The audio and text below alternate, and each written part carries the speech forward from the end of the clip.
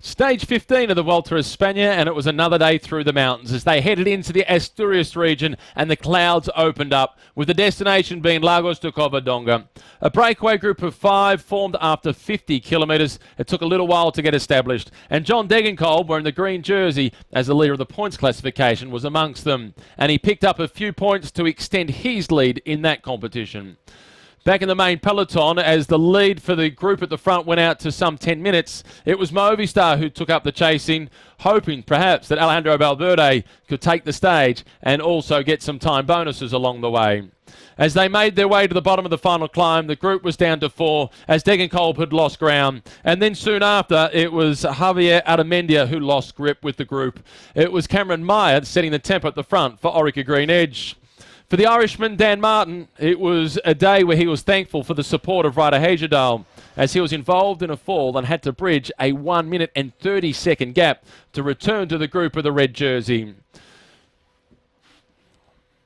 At the front of the race, Nimic bridged back across to Cameron Meyer to make it 2 at the front, with still a 3 minute and 30-second advantage inside the final 10Ks, as Movistar were upping the tempo before the attacks were to come, and it got started by the young Frenchman, Warren Barguil. Barguil has been saying that he's recovering better than the rest. He may not be quite as strong as them, but he's getting better with each day of racing.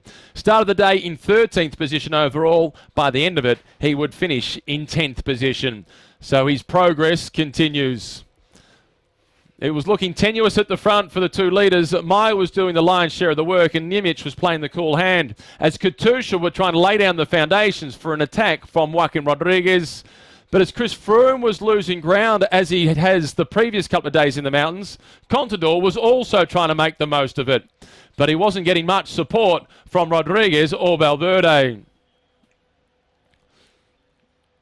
Rodriguez tried his luck moving across to his teammates as the police were keeping everybody back, as Froome once again was doing as he said he would do, riding a time trial from bottom to top. And he was getting from what was once a 20-second deficit to right back in contacts. Then Contador launched another attack. As Contador went off the front, he was catching Van der Welle and Meyer from the original breakaway. Rodriguez tried his luck. Fabio Aru was still trying to defend his spot in the overall standings.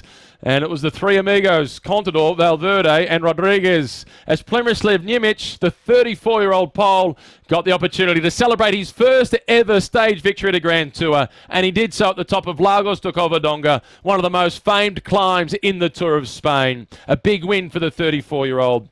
Next across the line, it was Alejandro Valverde, who got some time bonuses, and he also poached a few seconds on Alberto Contador. Contador, though, he holds on to the red jersey, but his lead has been narrowed to 31 seconds ahead of Alejandro Valverde.